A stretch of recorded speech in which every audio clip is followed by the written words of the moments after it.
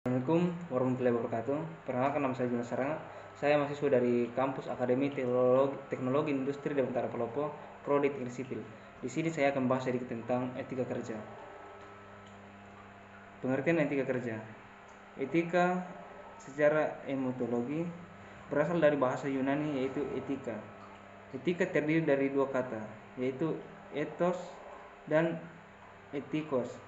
Ethos adalah sifat, watak, kebiasaan, tempat yang biasa.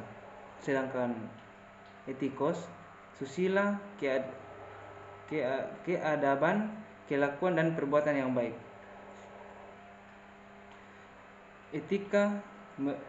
Istilah etika menurut KBBI, yaitu etika adalah nilai mengenai benar dan salahnya yang dianut suatu golongan atau masyarakat. Yang kedua, etika merupakan seperangkat aturan, norma, pedoman yang mengatur perilaku manusia, baik yang harus dilakukan maupun yang harus ditinggalkan, yang dianut oleh sekelompok atau golongan manusia, masyarakat, dan profesi. Beberapa definisi etika oleh beberapa ahli.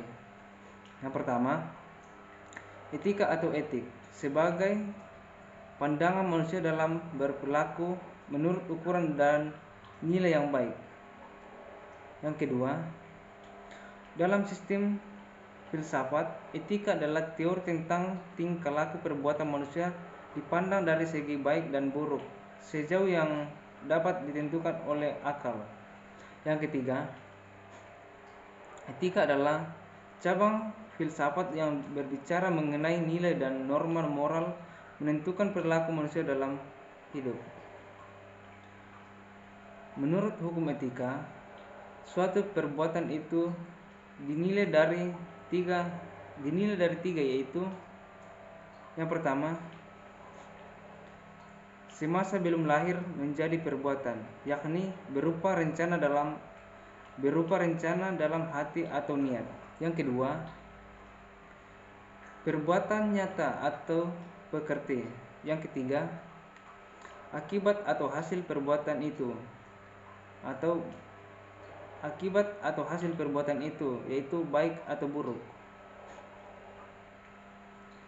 Berikutnya, etika individual, yaitu menyangkut kewajiban sikap manusia terhadap diri sendiri. Etika sosial berbicara mengenai kewajiban, sikap dan pola perilaku manusia sebagai anggota umat manusia. Pengertian kerja, sejumlah aktivitas fisik atau mental yang dilakukan seseorang untuk mengerjakan sesuatu.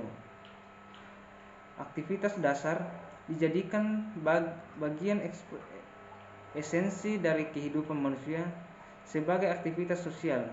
Kerja dapat memberikan kesenangan dan arti tersendiri bagi kehidupan. Berikutnya, sesuatu yang dikeluarkan oleh seseorang sebagai profesi sengaja dilakukan untuk mendapatkan penghasilan. Berikutnya, pengeluaran energi untuk kegiatan yang dibutuhkan oleh seseorang untuk mencapai tujuan tertentu. Manusia memandang kerja. Tanpa kerja, hidup akan terasa enak. Pekerjaan yang tidak berarti membuat hidup tidak bergairah. Kerja suatu yang diinginkan manusia. Manusia perlu bekerja dan ingin bekerja, dan pekerjaan yang berarti memberikan dampak fisik dan emosi. Jenis pekerjaan: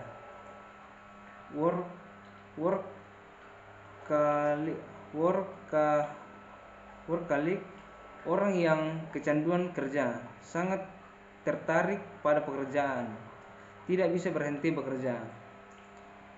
Workis, orang yang malas bekerja, tidak mau melakukan pekerjaan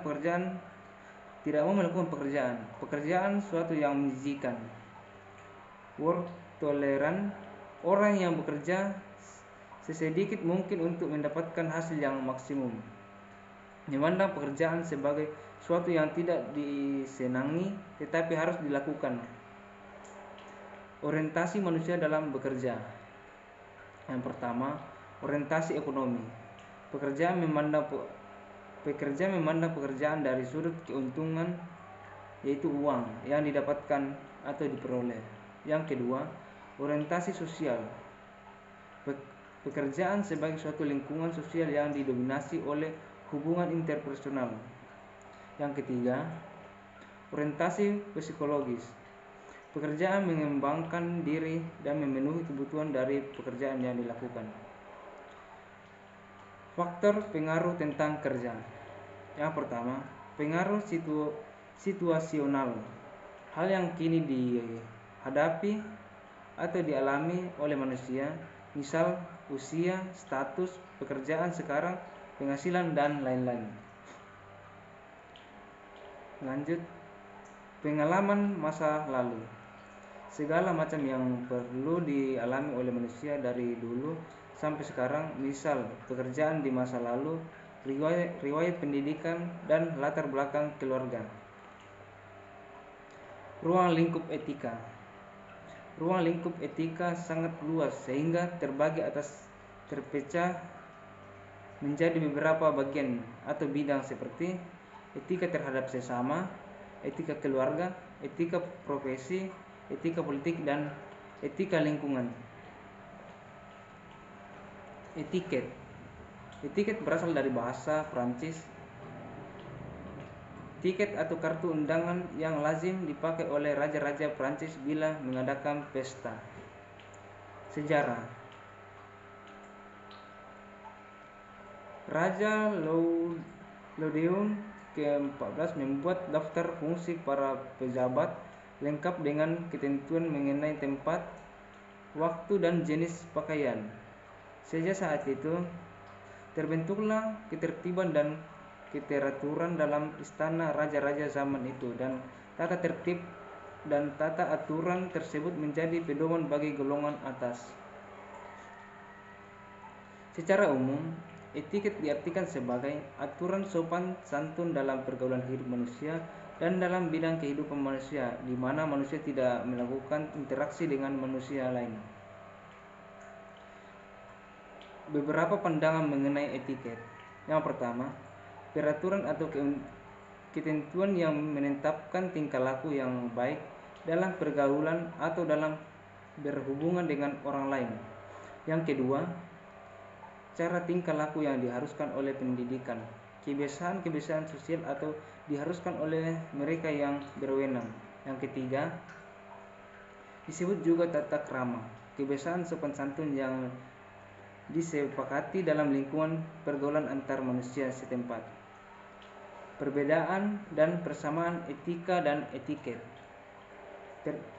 Perbedaan etika, falsafat moral, dan cara hidup yang benar dilihat dari sudut budaya, susila, dan agama. Sedangkan etiket, tata cara pergaulan yang baik antar manusia seperti nilai sopan santun, tata krama, dan pergaulan formal. Persamaannya memberikan pedoman atau norma-norma tertentu, yaitu bagaimana seharusnya seseorang itu melakukan perbuatan dan tidak melakukan perbuatan.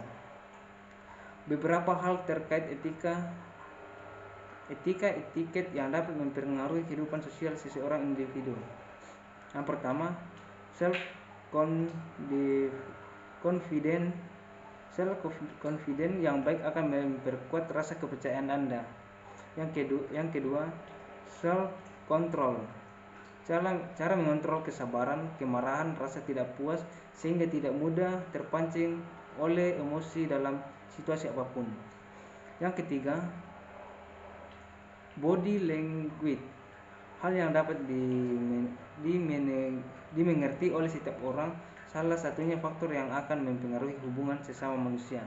Yang keempat, first impression, kesan pertama pandangan atau penilaian seseorang terhadap seseorang individu mempengaruhi pilihan dalam hubungan selanjutnya. Oke, terima kasih. Itu saja yang bisa saya sampaikan. Kurang lebihnya mohon dimaafkan.